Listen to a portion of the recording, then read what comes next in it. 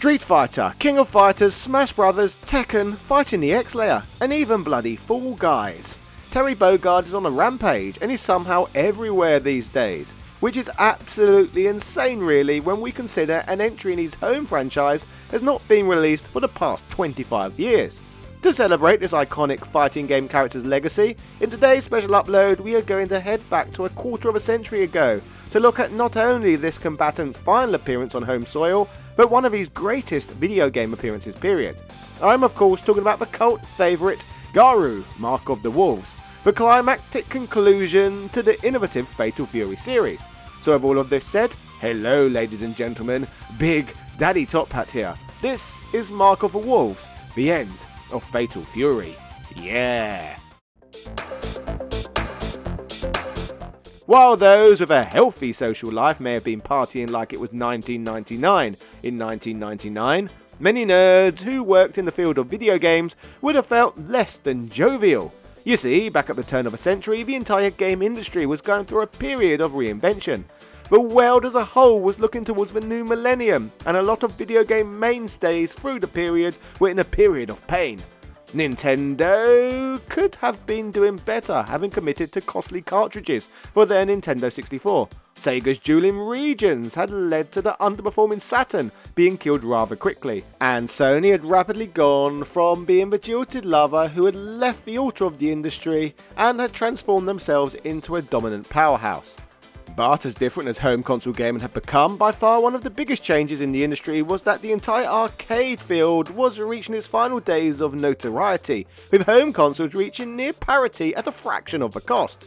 This turn of events would leave the iconic arcade company SNK with their Neo Geo platform being thought of by many as, well, long in the tooth, especially in an era whereby polygonal fighting games such as the Tekken series and Soul Calibur were beginning to outsell their more traditional sprite-based contemporaries.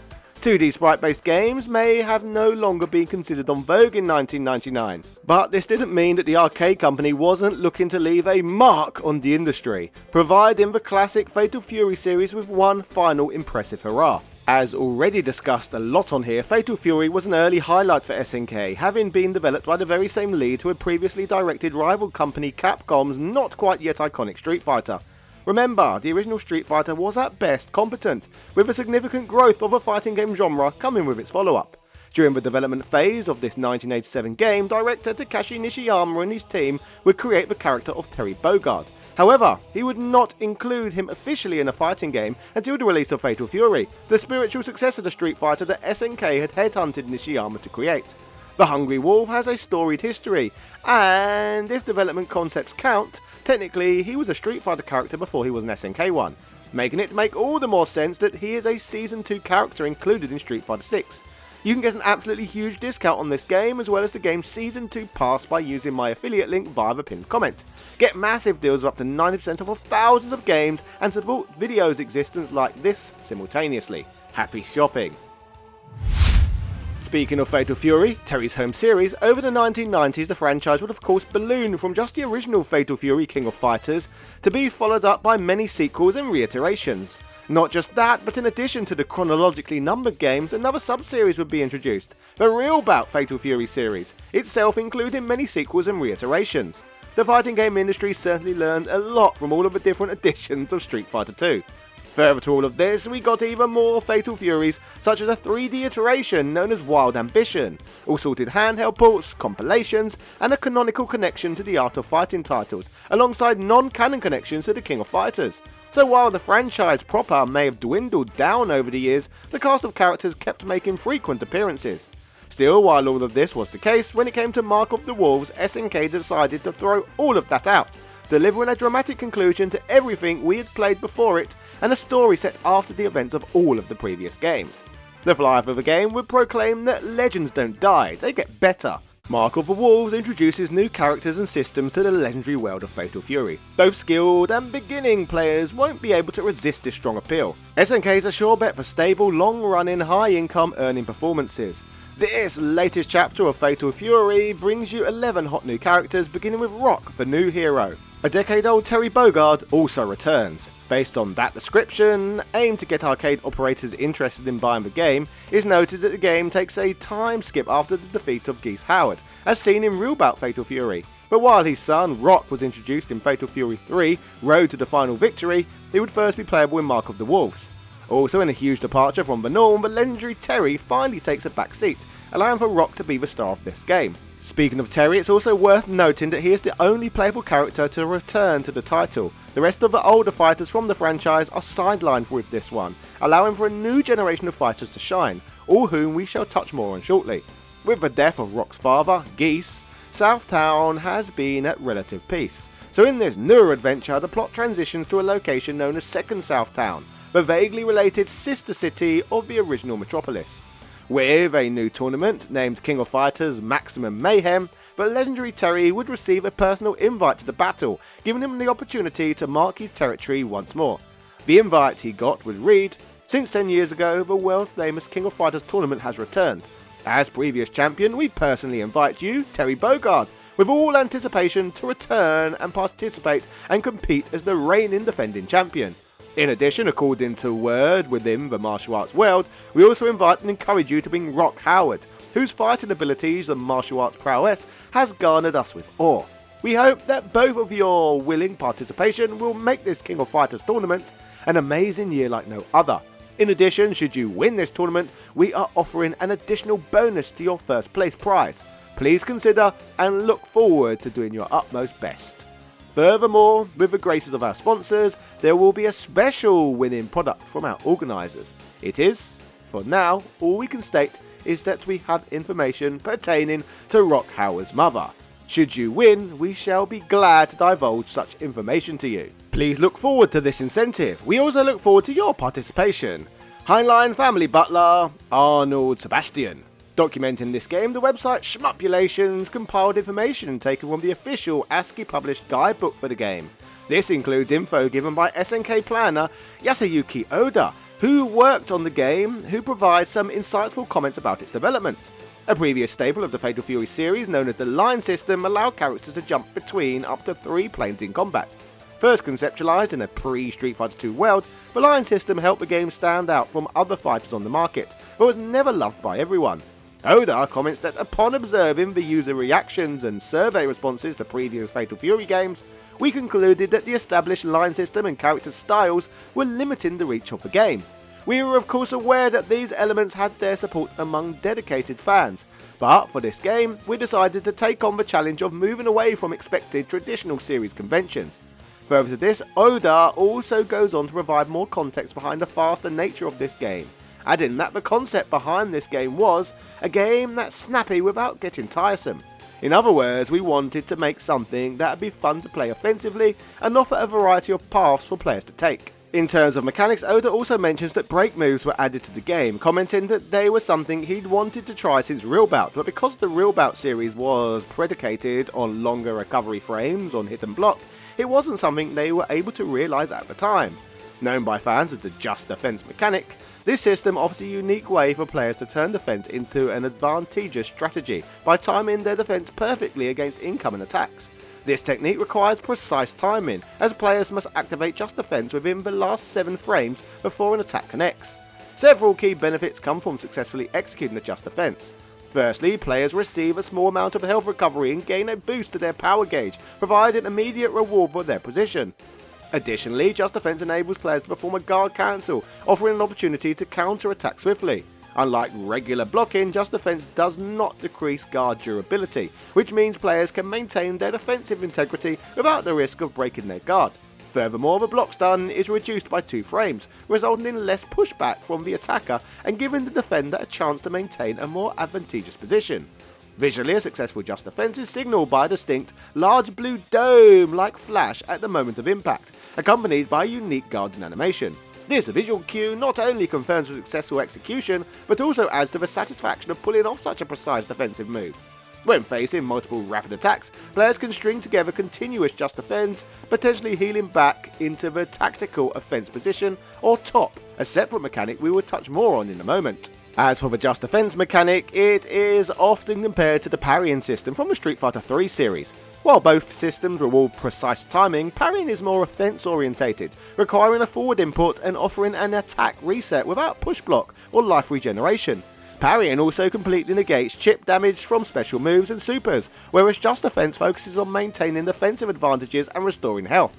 Additionally, it's worth noting that a similar mechanic to Just Defense was introduced to Street Fighter Alpha 3, which reduces guard meter consumption and is visually indicated by a brief white flash when executed correctly. This comparison highlights the distinct approach each game takes towards rewarding defensive play, with Just Defense providing a more balanced mix of offense and defense benefits. Speaking more on this mechanic, Oda adds that the idea was able to see the light of day with this game, but from the beginning he recognised it was a potential volatile idea, so he mostly just focused on not being too self-conscious and saddened off all the edges when implementing it. Just Defense was conceived as a new system that synergised well with Guard Crush, and after adding various additional elements it took the form seen in the final game. With regards to the health recovery, the idea is to think of it as being able to earn a breather via efficient and accurate defense. Playing much like a combination of the classic Fatal Fury titles with the popular King of Fighters titles, as mentioned moments ago, the game would also introduce the top system.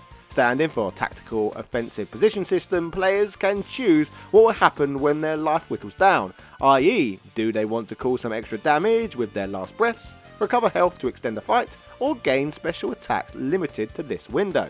Oda adds that top attacks came about through wanting to implement an additional new game system that wouldn't require the player to learn new commands, and eventually took the form seen today. The trickiest aspect of designing this system was curbing the phenomenon where the more we tweak and tune the system, the less differentiation there'd be between the placement of the top meter.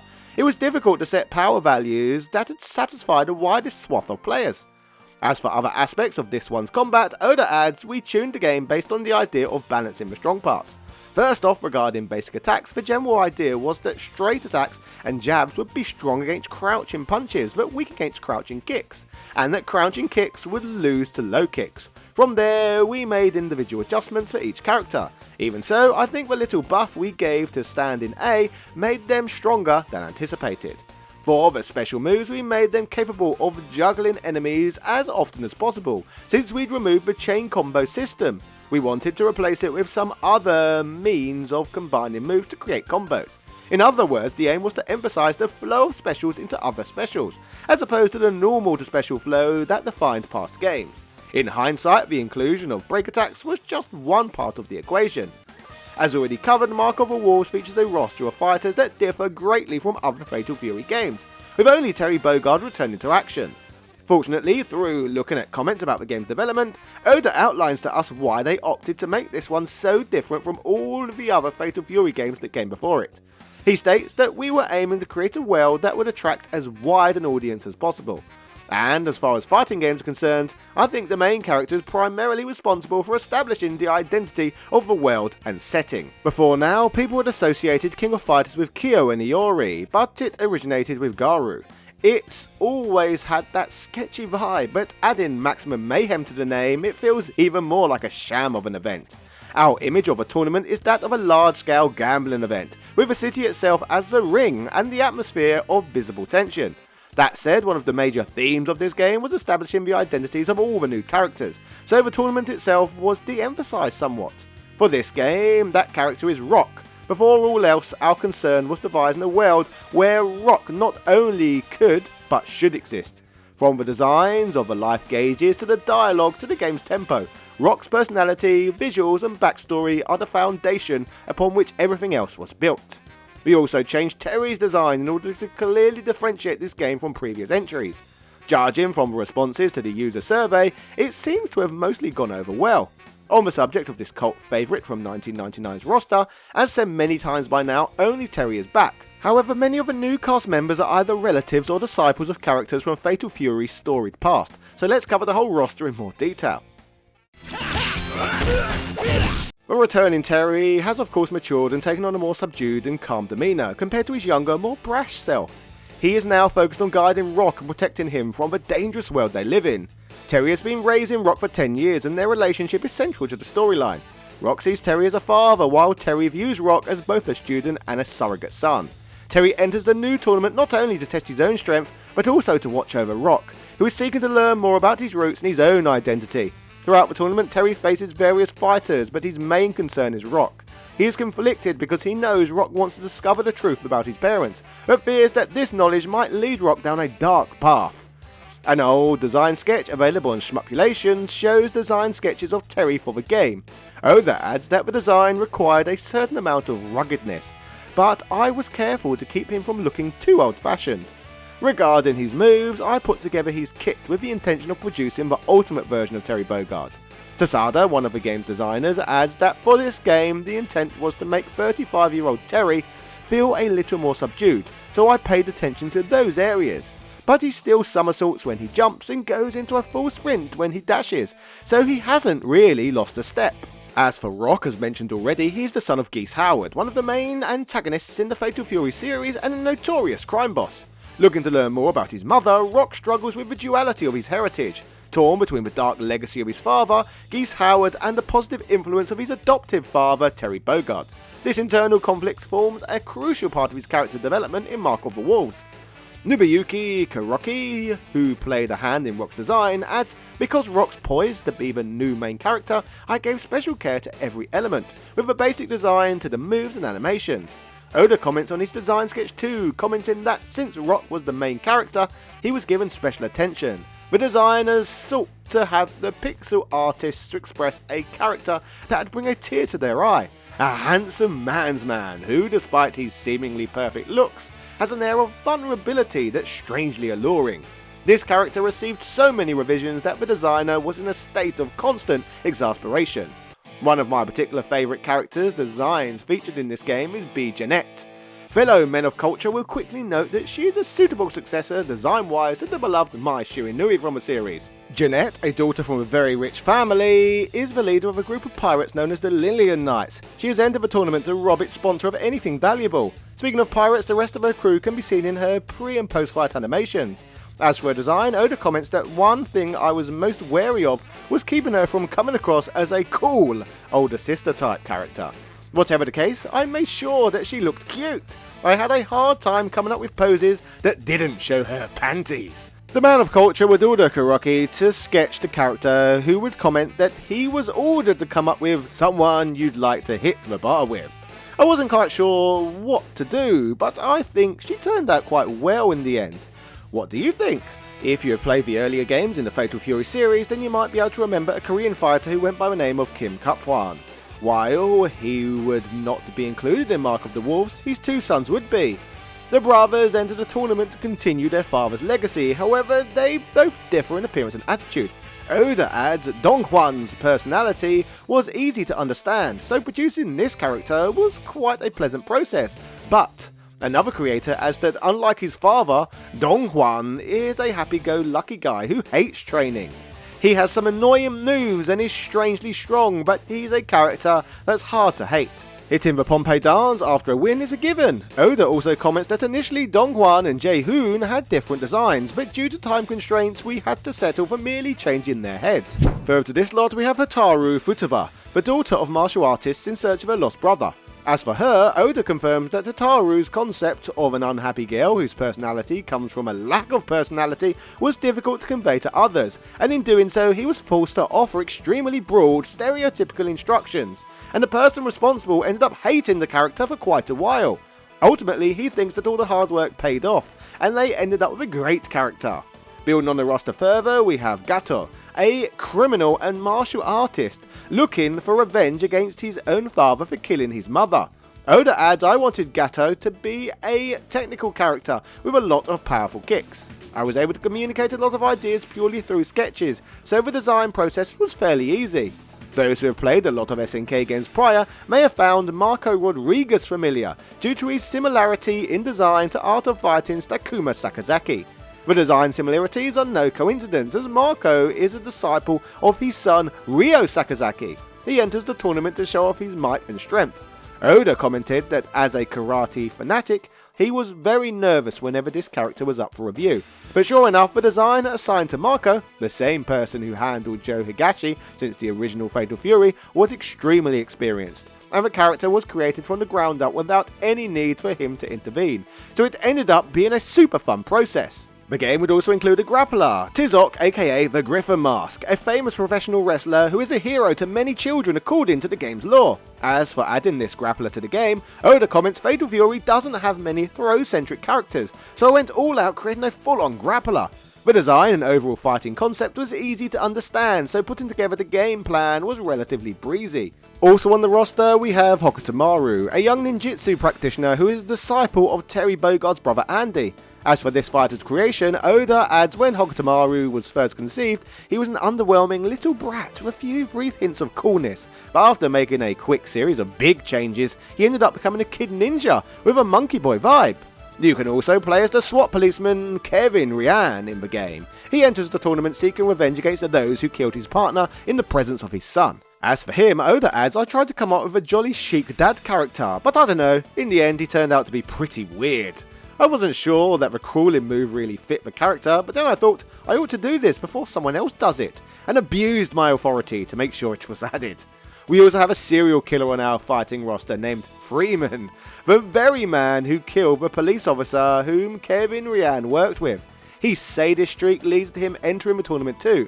Oda expresses issues when developing this character, commenting, I had a lot of trouble trying to best express Freeman's flexible, rubberish way of moving. When the third edition of that other fighting game hit arcades midway through development, the resemblance between Freeman and a certain other character really had me sweating. For a moment I was thrown so completely off kilter that I seriously considered making him Remy's younger brother.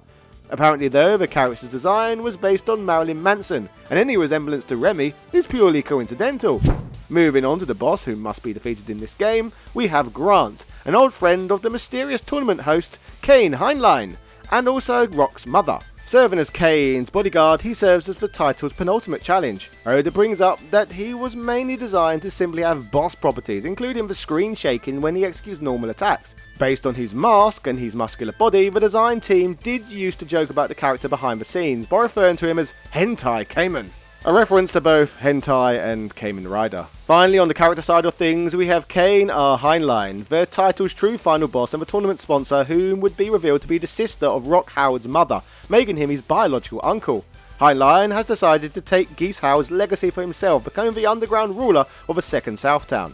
When creating this dapper-looking chap, Oda comments that I annoyed Kane's designers with make him act like a musical star and other incomprehensible demands that made no sense.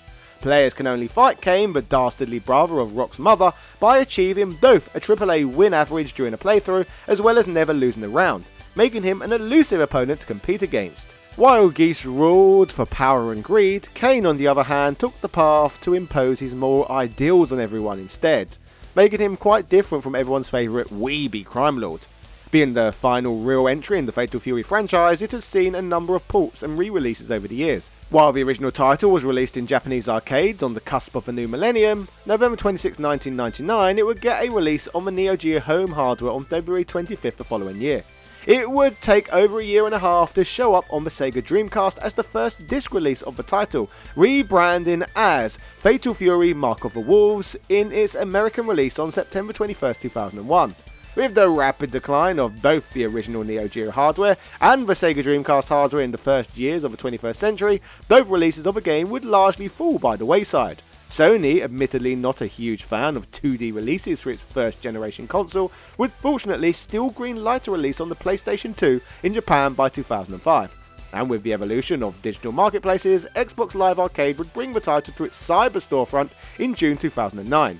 Allowing more and more players access to discovering this gem. While the franchise would die, the releases of the title would not. PlayStation 4 and PS Vita would get digital releases on the PlayStation Network in December 2016, while the Switch release would get it under the Arcade Archives label in May 2017. Modern Xbox platforms, alongside a secondary version of the title for the PlayStation 4, the Arcade Archives iteration would show up in 2018, and lastly, rollback netcode would show up in 2020, alongside a GOG and Steam release of the title, meaning there are more ways to play this than ever before. Mark of the Wolves is no doubt by this point a cult favourite, which continues to garner new fans. But what else is interesting is at a fan event in 2005, it would be unearthed that a sequel to Mark of the Wolves was roughly 70% complete before being abandoned. It would take over a decade later for Art of this abandoned title to be released. Reception over the years to Mark of the Wolves has been positive. For example, when it surfaced on the Xbox Live Arcade, IGN noted Mark of the Wolves is halfway between Street Fighter and Guilty Gear, both in terms of its zaniness and its complexity, which makes for a good balance. The characters have personality. Who wouldn't want to play as a dude named Butt? But the fight moves are easy enough to pull off that even casual fight fans can get some enjoyment out of it.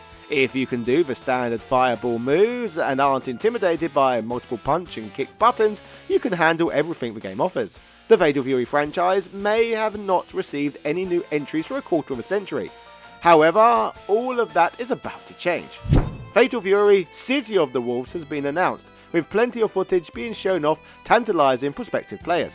As a new entry in the franchise on modern generation consoles approaches, SNK is slowly revealing the cast. But notable returning characters such as the iconic trio of Andy and Terry Bogard with Joe Higashi, as well as Mai Shiranui, will all be coming along for the ride. Complete with Terry's adoptive son and protege, Rock Howard, coming back too. Don't forget you can play as Terry Bogard by buying Street Fighter 6 and its Season 2 pass. I have provided you all with huge discounts on both of these offerings, as well as up to 90% off of thousands of other amazing games too, simply by following my affiliate links. I regularly grab whole shopping lists of games using these links for the cost of less than one newly released title. So, happy shopping and cheerio!